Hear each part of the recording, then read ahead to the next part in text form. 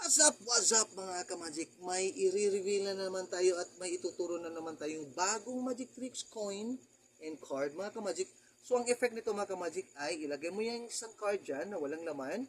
Ilagay mo dyan, tapos yung 1 peso mga ka-magic ilagay mo sa kabilang kamay at itapon sa kabilang kamay close.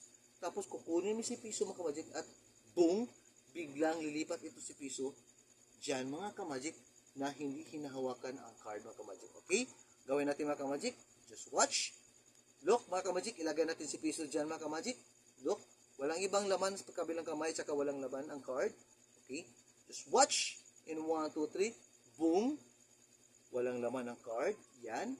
Walang laman.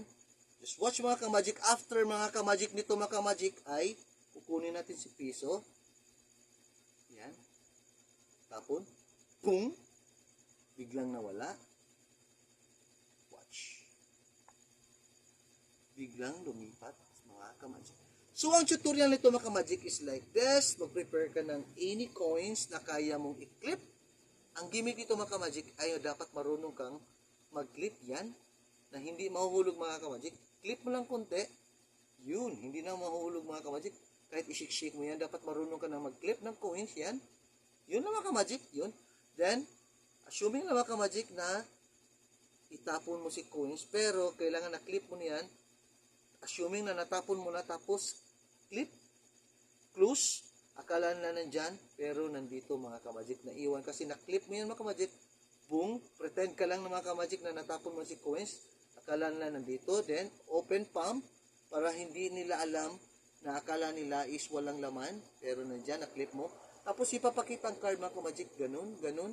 Pagkatapos mga ka-magic, pag ready mo na i-drop si coins, pag nakatihaya niya mga ka-magic, i-drop mo na si coins para makaveran sa card. Yan. Ganun mga ka-magic, i-drop si coins, then cover the card. Cover the card. So, wala na kinang hinahawakan. Boom. Biglang nawala. At saka, lumipat si coins. Okay, gawin natin mabilisan mga ka-magic. Ipapakita si card. Tapos, ipapakita si coins na natapon dyan. Yan. Tapos, yan, ipapakita na walang laman. Assuming boom, itapon mo yung piso na biglang papasok dyan.